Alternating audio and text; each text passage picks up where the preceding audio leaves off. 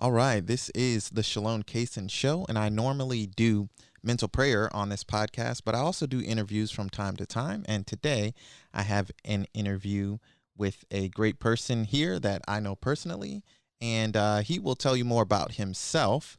And of course, I am Shalom Kaysen, the host, and I'm interviewing Raf Collado. Hey, good morning or afternoon. I don't know when this is gonna Well, whenever air. they watch it. All right, there you go. So, hi, how's that? Hi, happy to be here with you, Shalom. Really, it's neat. I've listened to your stuff for quite some time, your podcasts, and I'm honored to be here with you. All right, great. So, the first thing we do for these interviews is just try to get a quick overview, like a bird's eye view. If you could do, and it doesn't have to be a minute exactly, but if you could just kind of give a synopsis of your life, like a 1 minute, somebody's watching the trailer of the movie of your life, what would it say? Gotcha. Well, I was originally born in the South Bronx back in the mid '50s. Grew up there, went to school there, was attended parochial schools over there, which is pretty good. Got out of Cardinal Spellman. One of my classmates there was Justice Sonia Sotomayor, for whatever that's worth, along with a couple of other people. Majored in engineering over at Polytechnic at NYU, and then just worked for a while as a software engineer all across the country. When I became when I was about 28, my late 20s, I decided that I wanted to go off on my own. So I started a computer communications company, took that public a couple of years after I started it. And that's what I've been doing ever since. Just a matter of starting companies, taking them, selling them or doing whatever. And now I'm here in Virginia, living in Chesapeake and hanging out with the great Shalom Kaysen.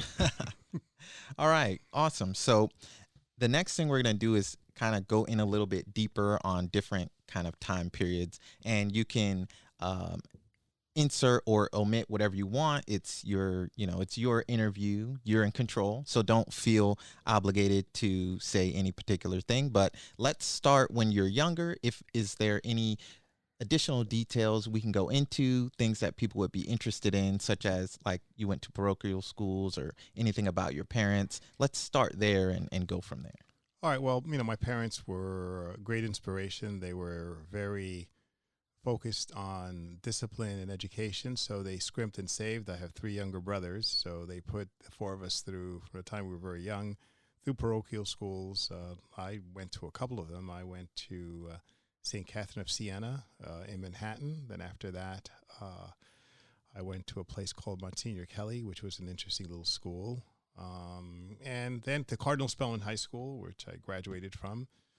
So it was good. I mean, I think that was very important to them. My parents were, in many cases, very similar to what you do, Shalom. I mean, my dad was very, very much involved in the church. He was a lector, and he, did all sorts of stuff for it, spent a lot of time. And most of my growing up, again, interestingly enough, because I see it in, you and your family, was pretty much around the church. I mean, we went to church. We spent a lot of time in church. It was actually pretty interesting now that I reflect on it because, the CYO, there was all sorts of things going on. We were pretty much constantly there. I mean, that's where we went to picnics. It was the whole social thing. All my friends were there. So, but I think at that time period in the late 50s through the early 70s, it was social as much as it was religious, because it was just, that was where everyone went. That's where we were. Right. Went to school with these people, went to church with these people, and played with these people and hung out with them. So, and I think it was very good. I think it gave me a good foundation for both from values and everything else that that's missing today. I see it in what you do, but I think in general it's missing. Right. So was there any particular person in that time period that you wanted to highlight that maybe kind of, other than your parents, of course, you already mentioned them, that kind of molded you and made you think of, oh, I want to go this way or that way? I think it was mostly, honestly, was my parents, my dad in particular. My mother was a homemaker, but my dad was, he was pretty studious. He had advanced degrees in physics and engineering, PhD, all of those kinds of things. So he was that, and he was also very, very determined about what he wanted for his kids. So he put that forward out there. In terms of just a commentary that I'd like to make, because a lot of people had a different experience, and I recognize that their experience was different in those times, is I was very fortunate that the religious that I came across were unbelievable people. I mean, unbelievable people, particularly in the parish. I mean, the priests were, and again, I'm not taking away from anybody of things that have happened. So, going into denial is is not the right thing, because it happened. It clearly did. And, people went through horrible stuff. But I was very fortunate that the priests I spent time with were extraordinary people. I mean, there's a lot of admiration, for example.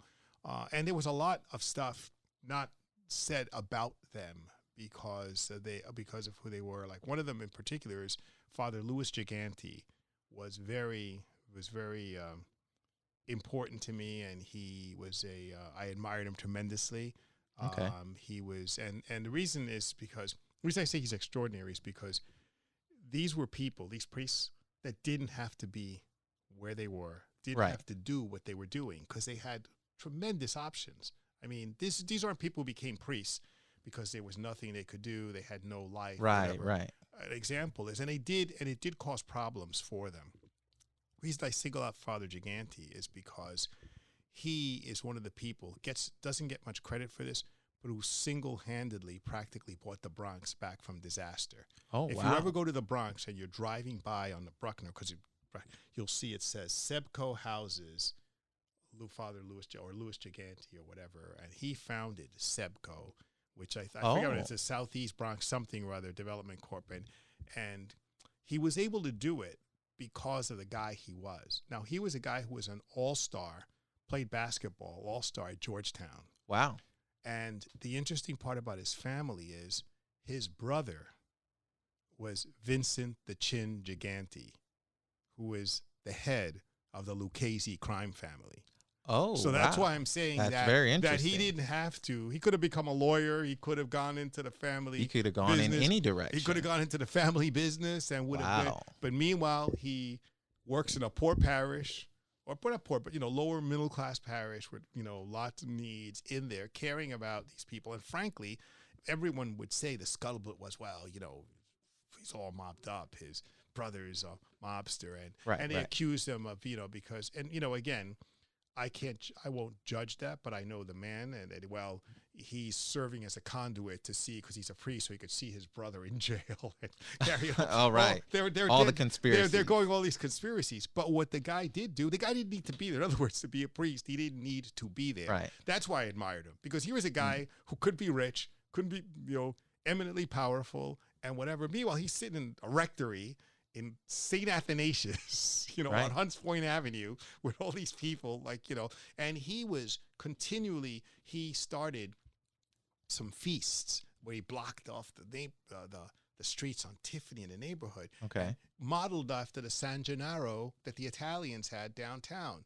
No one had done that before there. So he, these feasts of, with saints coming out and all stuff. Wow. And and because of who he was, he had, he got great acts to come, because it turned out he was the priest for Tito Puente's mother. Wow. So that's when he wanted entertainment, basically, I remember one time I was talking to Tito Puente when I was, a teenager, and he goes, well, he's here. He goes, well, I'm here because my mother's nagging me. I got to come and I got to get my friends. So this is the kind of guy he was. And I'm not just talking about him. There's other priests I'll talk in a second.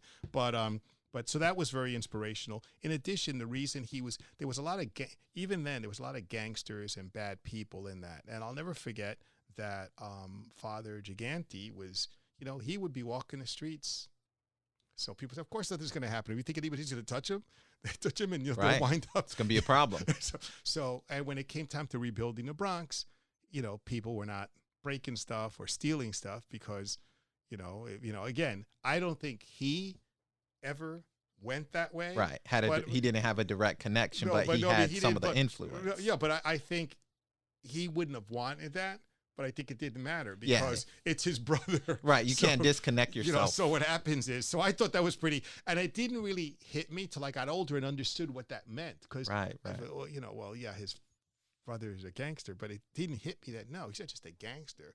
This guy is the head. He's Vincent the Chin Gigante. He's the head of a huge crime family. Wow. So no wonder, Father G would, walk down, nobody's. Matter of fact, I'll tell you an interesting story. He was very close. Because my family, as I said, like, spent a bunch of time in the church. I mean, that was the central focus of our lives. So what happened was I had a granduncle who was very old, and he used to play guitar at the masses, and he was always there. And as a matter of fact, Father Gigante built a senior citizens old age home, named it after him. Oh, wow. So anyway, so apparently one day he got mugged. So, it came out, he was, the hospital and all of that. He was hurt, whatever. Anyway, word went out on the street a couple of days later, all the money that was taken plus a brand new guitar showed up at his doorstep. Oh, wow. And he was just like one of those kinds of things that this is an important old guy who is friends with, so it was kind of that was very strange. But anyway, he is, and he's been around and he's a good guy. And as I said, so he was one of them.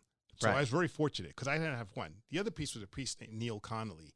Neil Connolly, similar thing, star athlete, great guy, brilliant guy, really smart guy. But, and he was very important because he also had issues with, he cared about the parish and his people. Right. And he had issues with the church hierarchy. So he would, get in there because they didn't want Gigante doing what Gigante was doing because he's supposed to, say mass, hear confessions, you're in there, rabble rousing, starting right. Don't stuff. do all these other things. But he wasn't alone because Neil Connolly was out there with whether it was rent strikes or doing stuff with the police or whatever. I mean, he was an activist priest, not a crazy activist priest, but he was concerned about things that were going on in the parish, and he was actually marked for great things. As a matter of fact, he was made a Monsignor. Oh wow! But he continued to. So basically, they plucked him out of. They figured he's rabble rousing. Let's take him out of his base. So the archdiocese, the cardinal, pulled him out and says, "Oh, we're going to put you somewhere else." But they didn't get the guy. He's just started. He just started doing it over there. So then, and actually, what happened? I'm sure because actually he was made the vicar or something of the Bronx.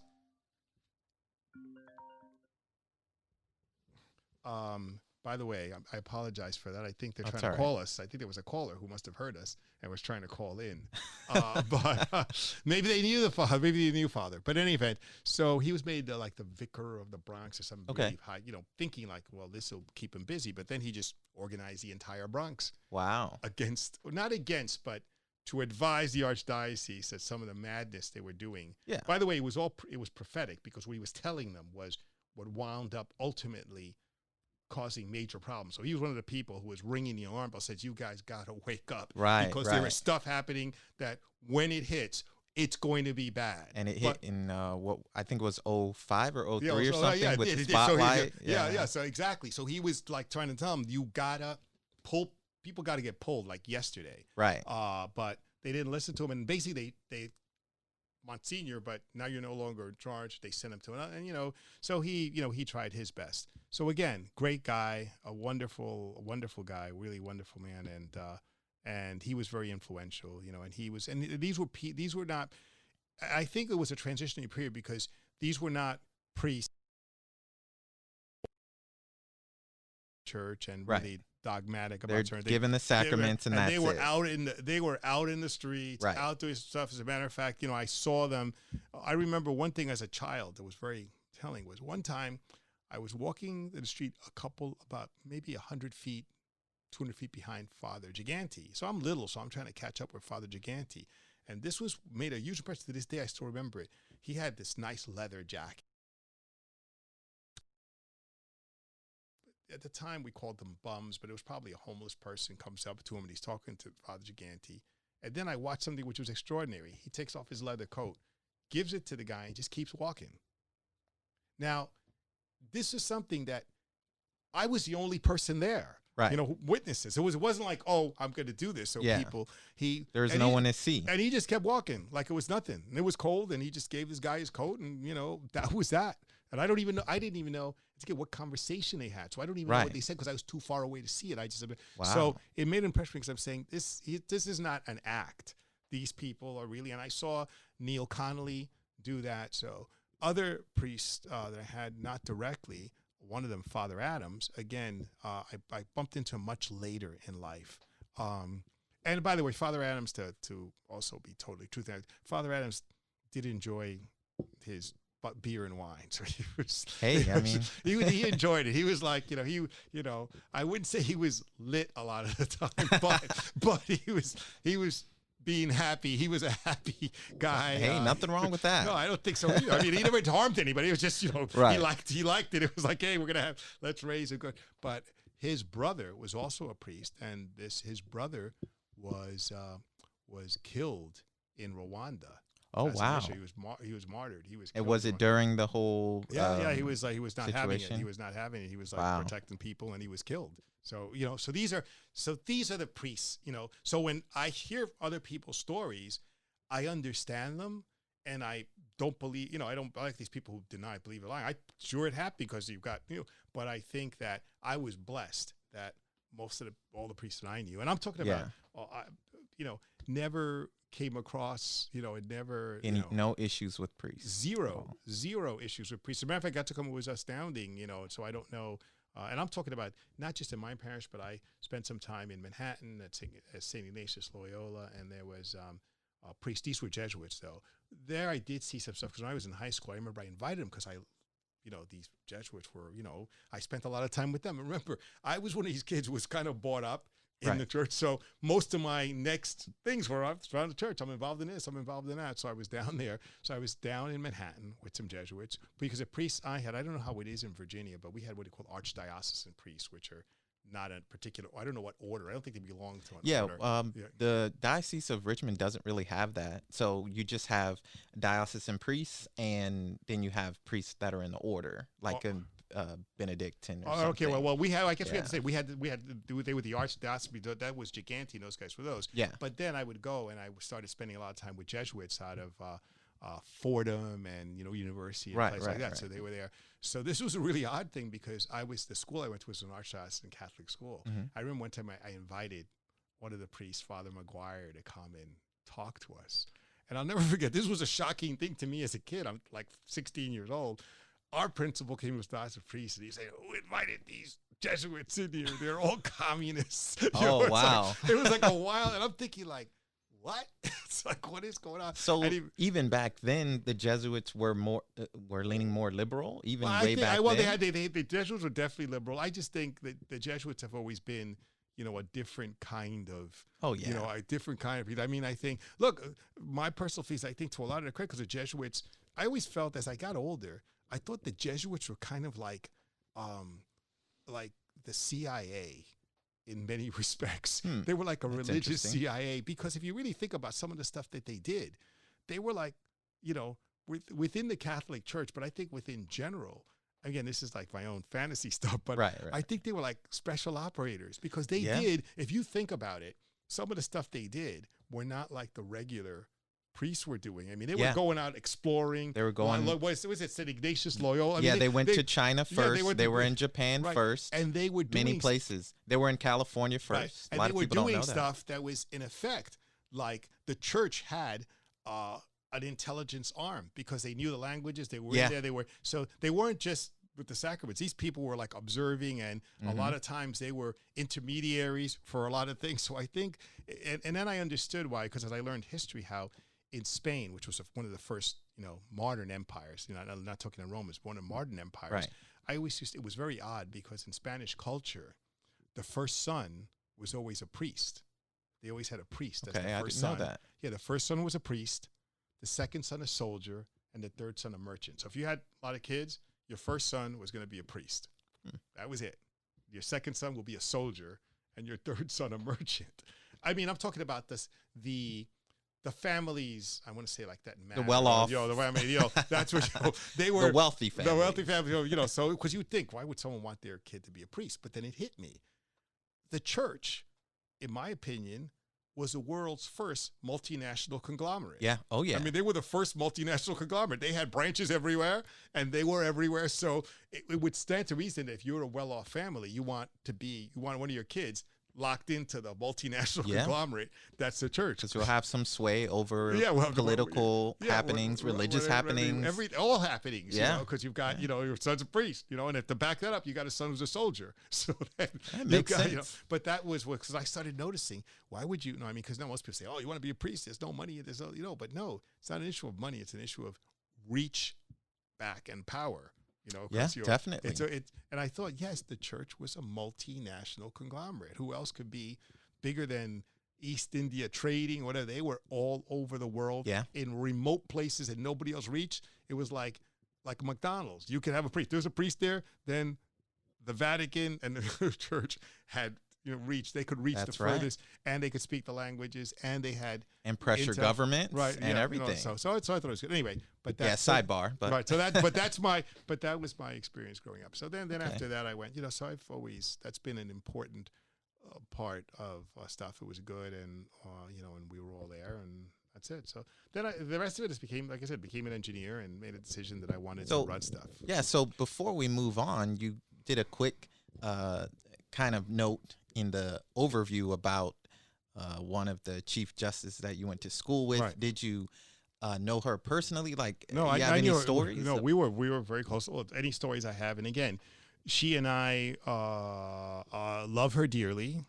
We're not of the same political bent, but what I say to people, because particularly there's so much partisan madness now, is that we don't agree, but I know that her heart is in the right place. Right. She is not someone, I respect her. Well, you know her personally. Right. You don't have to get mixed up in, well, she's on this side of the aisle, so I don't like her. I'll tell you an interesting story, though. I mean, but first I knew her. We commuted to school together. Our families, our grandparents knew each other, and so all of that. Two stories. The first story has to do with when we were kids. I ran her campaign for student government, president of student government. Oh, wow. And we lost. So every time we're kind of together, most oftentimes she reminds people that I ran her campaign, she lost, and that's why she decided never to seek elective office. And we should have won, but she also lets me off the hook sometimes because she said our major constituencies used the subway. It was a major snowstorm. They couldn't get in time to vote. So now she has a soft spot for voter suppression. Right. So that taught her about two things. A, she wasn't going to ever run for office again because it was too bad to lose. And secondly, voting is important and you have to watch out for voter suppression. The other part that was more recently, a couple of years ago, we were doing some stuff together at our high school. And she had just made a decision because she was it was in her district or her so in her district, she had made a decision favoring the Little Sisters of the Poor because the Obama administration. I didn't know she was. I didn't know she favored that. No, the Obama administration had wanted to do all of that, and she issued a stay telling them they can't mess with the Little Sisters of the Poor. Oh, okay. So she did. So it's funny. We're sitting at the school, and all the nuns who taught her, they're all now old. Goes, oh, Sonia, we knew you were so good, and we knew you'd make the right choices. We're so happy. Right. So then we're there, we're eating because it's like an event, like a gala. So we're sitting there all the time. Oh, yes, sister. Oh, yes. Oh, Sonia, I had you in my class. Goes, oh, you learned so much. Your values are so good. So anyway, they walk away, and she says to me, they love me now. But there may be some decisions I'm going to have to make that they ain't going to like very much. They're not going to be happy. She said, but it was so funny because she says, Raph, they love me now. But I made that decision based on my understanding of the law. Right. It wasn't, and maybe they did teach me stuff, but it wasn't. But I hope they love me. Wasn't her personal feeling of why she made the decision. He goes, I think that there may be some decisions in the future that they're not going to like me very much. Yeah. So, but anyway, but that's what I'm trying to say, that I think she does what, she's a good jurist. She's a smart woman. She's very smart. I mean, I remember, we were in the National Honor Society together.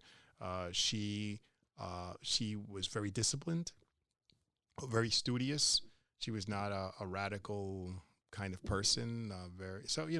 I think, I don't know where she's going, what she's doing, whatever. But what I do know is she's going to be a justice until right till the she end, decides. right? No, but I'm saying in terms of what happens, like the nuns thought is, look, I think she has fortunately, and I know people won't like this, but fortunately we don't live in a theocracy. Right. So, which is a good thing. So and the law is, she is there, in my opinion, to interpret the law to the best of her ability. And we'll have, it is what it is. You have differing opinions about that. That's why you have as many judges as we have right, now. Right. And so she's, but that's my story on her. I think she's an extraordinary person.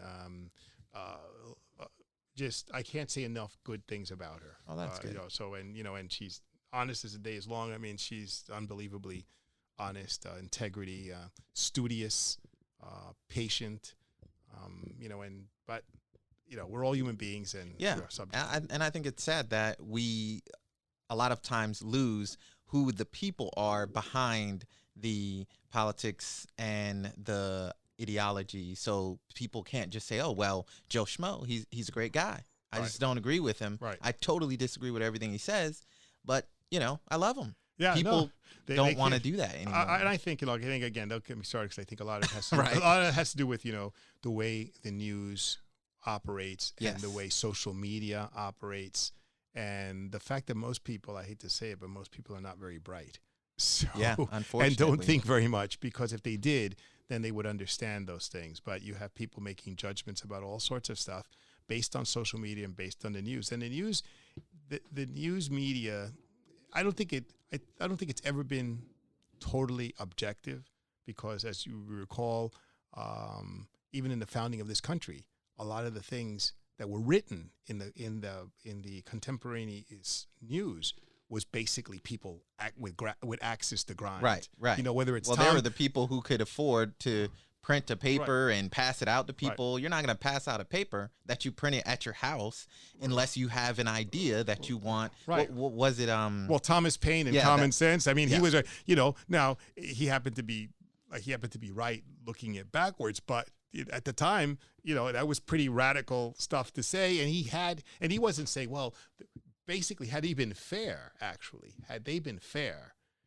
they would have understood the British position. Right. Because the British, because people see, we won, so it all becomes like codified into that we were right. Oh, of course. But what the British were speaking to was the fact that is, in order to keep French incursions from happening, we, the British people and all of that, of which you are some, went to war to protect that. Right.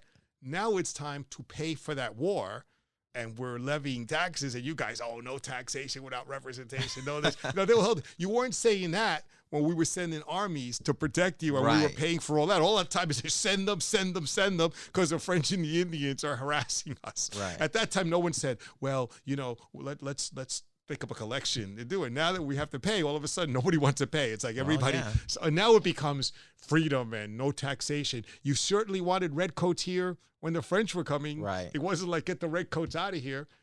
So what I'm saying is, people never, and part of that is because people in the U.S. really don't take the time to think very much. The average person, it's like this whole thing with both pro and con on the statues and all that.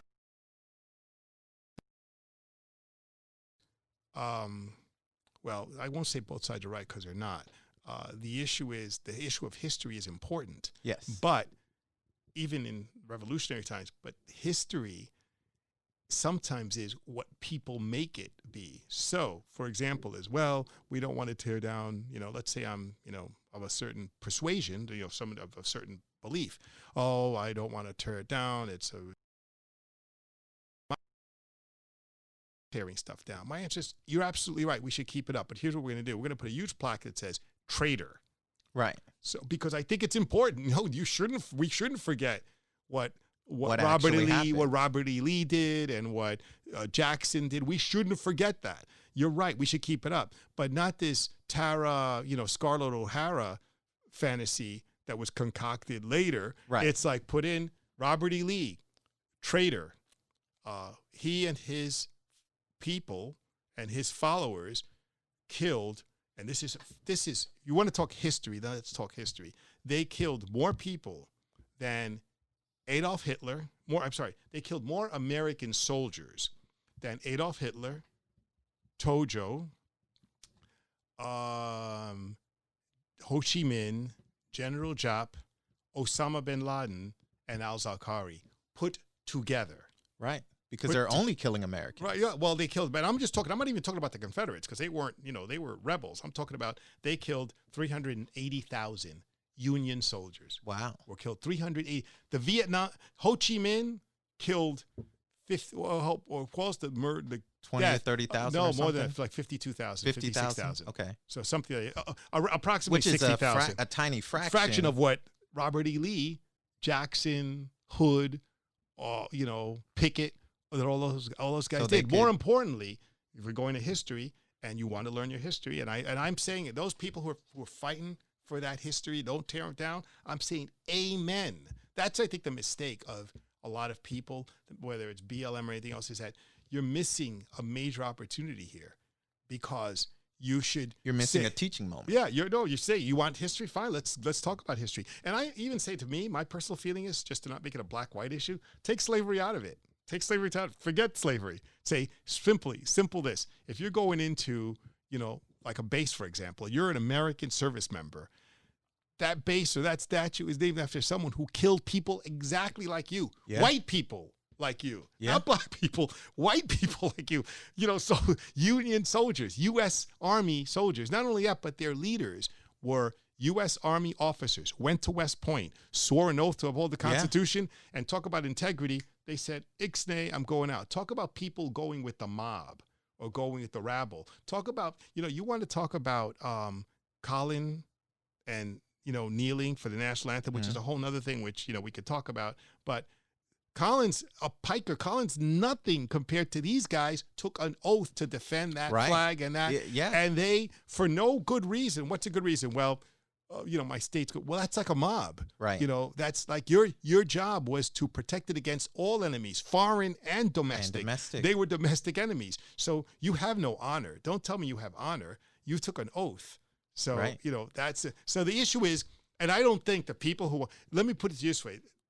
You have the monuments and you put that stuff on a monument, they'll be wanting to bring the monuments down. Oh, yeah, definitely. They'll want the monuments down, though, because no, we want to continue. And they want to live in a fantasy. They want this person to be some kind of hero, some kind of romantic, tragic hero. And frankly, they're not. I mean, they're, even they weren't. And look, I'm not going to, say string them up and hang them, though that's what would have happened had the North and had Lincoln not been had the South won, it would have been a different it would have been a different story. So the issue is, the thing is that, look, again, that's my point on that. But so anyway, you were saying what's on to next things. Yeah. So we are moving on kind of to the after school. And well, before we move on to that, and maybe it will kind of stretch, so we're on the topic a little bit about the statues and the this and the that.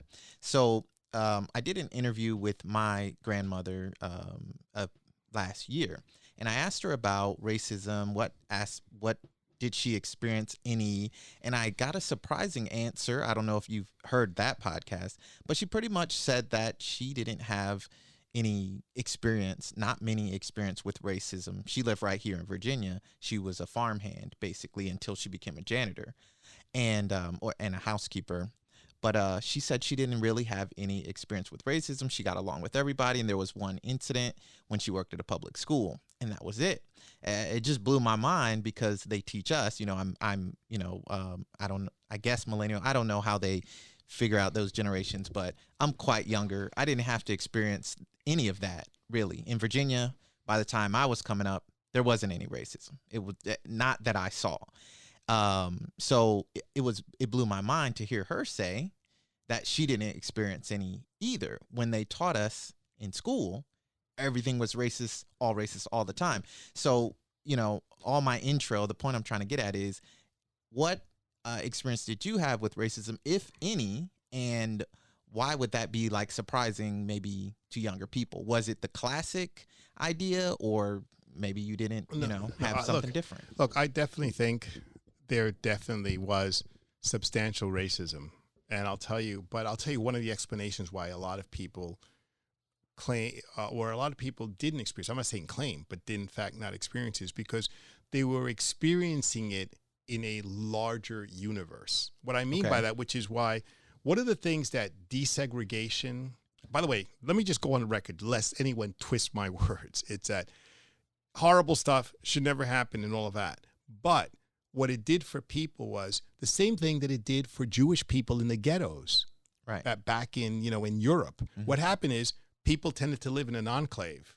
And within that enclave, it was definitely present, which forced the enclave. But within the enclave, they could live their daily lives without being humiliated, harassed. Right, like or you whatever. have an Irish part of, you have a Irish part of town, a black part of town, Puerto Rican. So basically, what they said that they didn't experience it, that was part of it. The other part, and again, it's not. I see what you're saying. It's not new. It's because, as I said, a very crisp example for 1,000 years has been the Jewish people in terms of the ghettos. That's where the term ghetto comes from. In Warsaw and different places, they just lived within themselves and had very strict protocols for how to deal with the majority. So therefore, you live within. If you're growing up or what have you, then you have, black small businesses, I'm talking Hispanic, but let's say black small business, black barbershops, black shoemakers, black department stores, all within your thing. And when they would extend outside, there were very strict protocols. Like they knew not to go here, not to go there. So it is clearly racism, but it is so, they talk about it today, which they're full of it. It's nothing. It was so systemic and so institutionalized that it, to some extent, insulated the people from the worst parts of it. Oh, interesting. So in other words, it was definitely racist, absolutely, positively. But people developed methods of doing so that it would not rise. It would not.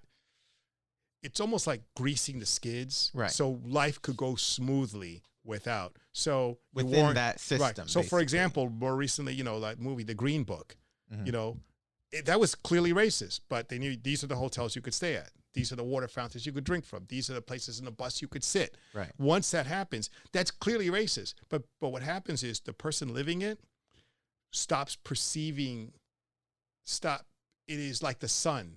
It is so bright that you forget that, it's not. It stops being there. It is there. That's just. But it life. stops being exactly. It just becomes. It's just life.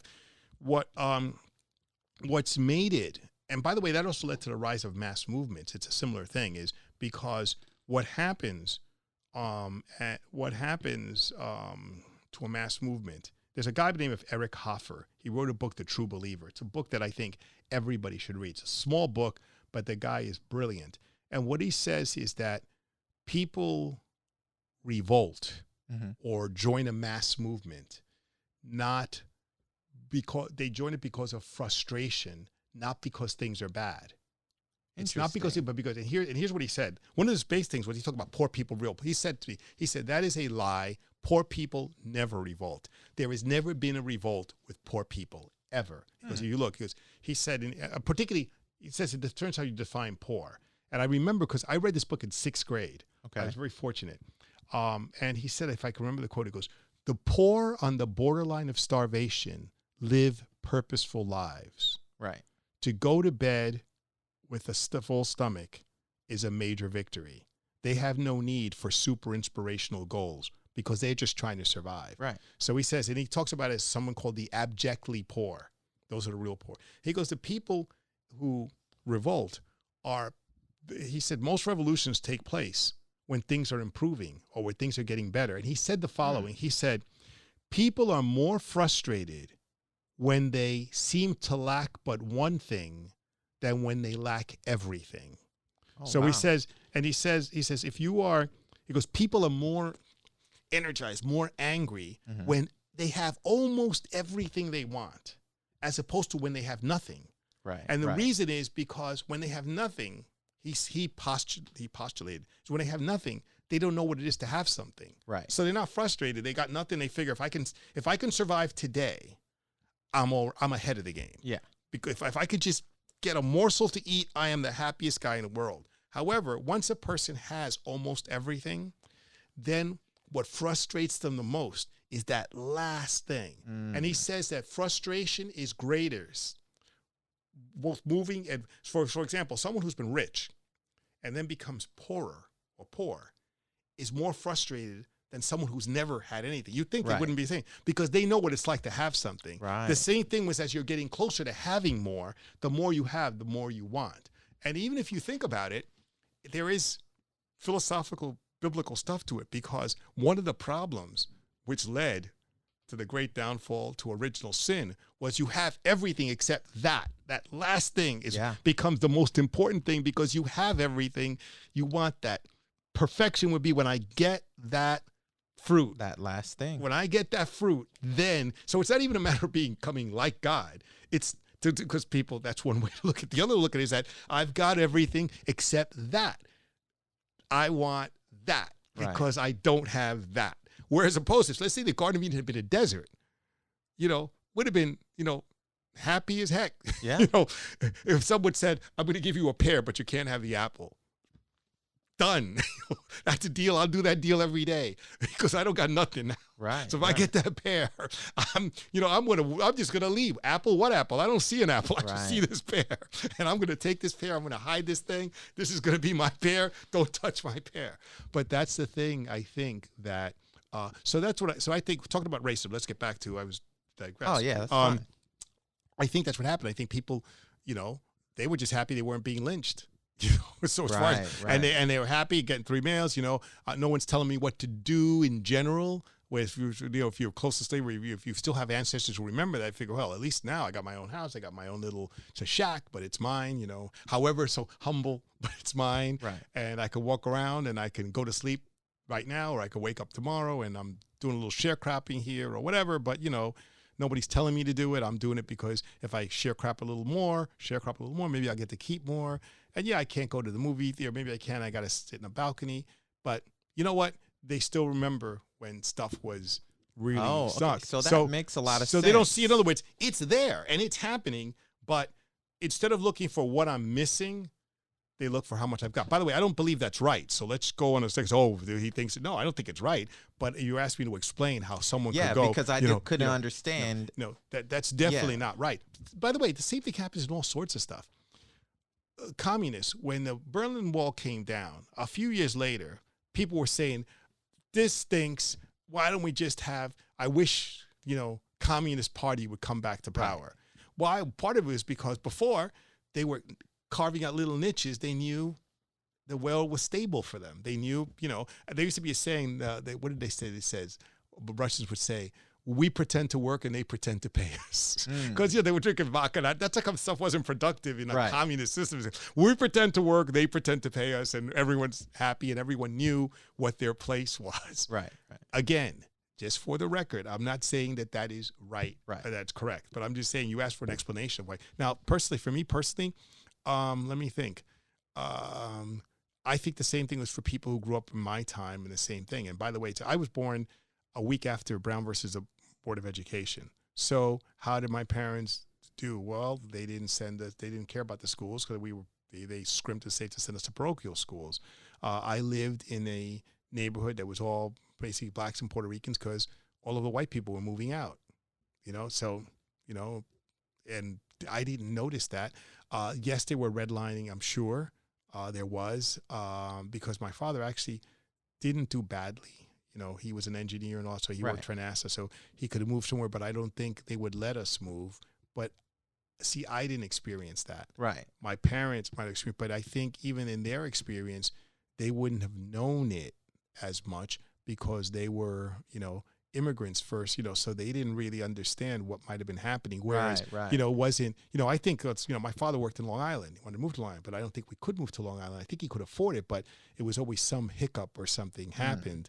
So I don't think that he understood it. Or maybe he did and just didn't convey it, but I didn't experience it. I didn't see it. And then in school, I went most of the time, for example, parochial schools were generally the schools for working class, the private schools for working class people. So I did go with white people and all of that. But they were basically, for example, where I went to school, nobody who I went to school with, if they were transported magically, could afford to live there at all. None. Oh, wow. Because I went to school, for example, where I went to school, the school I went to, when I was in second grade, I saw Sloan Kettering get built, the big cancer research place. Because I went to school, my school was on 68th Street and First Avenue, between First and York Avenue in New York. In those days, most of the buildings were they were called railroad flats. They were like just one step above a tenement. They were like 5-4 walk-ups, no elevators. Today, all high rises, where all high rises, a studio is $3,000 a month, all doormen. I mean, so the people there were basically working class, Irish, Italian, Puerto Rican, whatever, and generally, to be honest, I guess it wasn't like the South. There was racism, but to say in terms of experience, it wasn't experienced the way, and I think it had to do with the entire culture was a certain way. For example, I remember being a little kid, there were still a lot of Jewish people in the neighborhood. Right. And in particular, I remember the little Jewish old ladies and whatever would pull out lawn chairs and sit in front of the buildings. Mm-hmm. And they were not shy about telling you what to do. And I don't mean from a racist standpoint, just, I'm going to tell your mother and, that kind of stuff. So it was a different world than today, it was just different. And look, I don't think that, let me put it this way. Would they have wanted me to marry their daughter or something? I would tend to think not. Yeah. So, but I think a lot of it had to do with their own, because a lot of my friends were Jewish friends, Irish friends, whatever, ran together, and so that was it. I'm trying to think. I think that, and a lot of stuff could have been said, but it wasn't, it was just like stuff. I think today, however, because of frustration, those people, rightfully so, feel that some of that structural stuff should go away. And I think that that's true, because let me give you an example. The reason police departments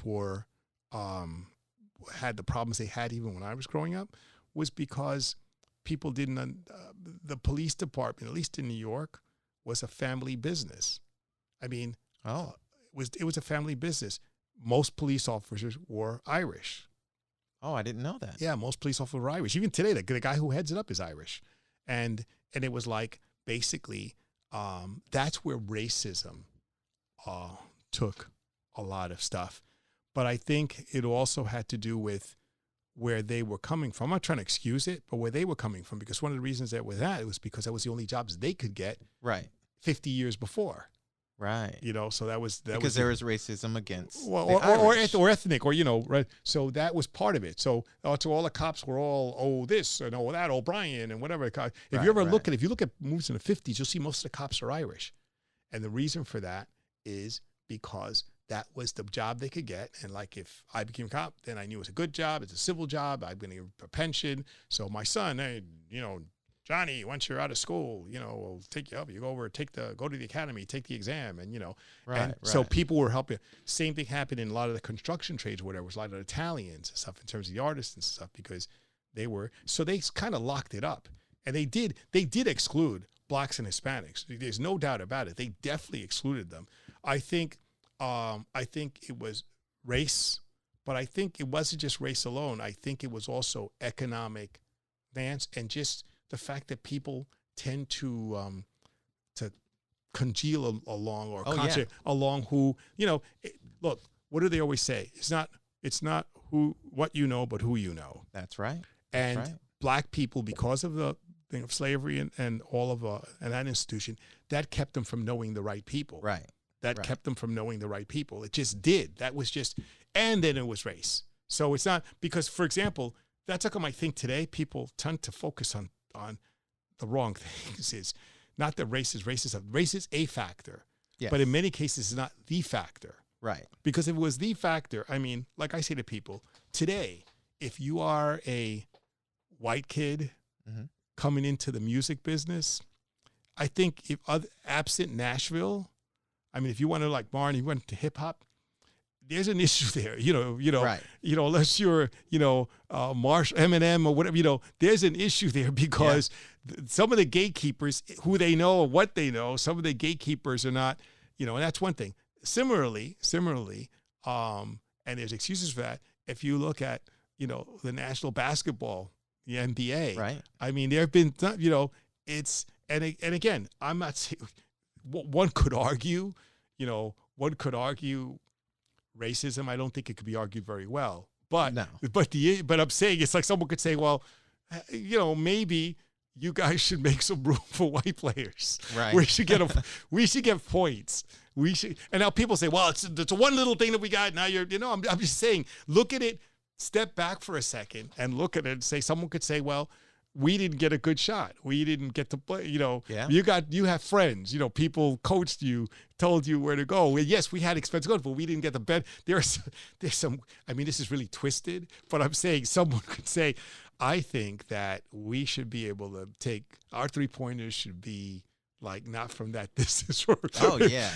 I think you can argue anything. Really. No. But what I'm trying to say is that, and by the way, again, there is racism. And I think it should be fixed, but I think people are going to have to take a multimodal approach to it. That it's not that it's simply not to say, that it's race. It's then you have to create a situation where the linkages, the social linkages, are made, so that that's one of the reasons why I believe that, and I think I should fight strongly for it. Is if you're going to do housing issues, then your housing issues, I think projects have shown not to work well. Yeah, absolutely. So therefore, everyone could agree with that. So you have to put the houses so that you, whether people like it or not, sprinkle it amongst other communities. Yes. Such that it's not, because basically it's everybody's got the same problem, then you're just amping it up. They can't make the connections. The only connections they can make. And most of the world's about connections. That's for example, when you see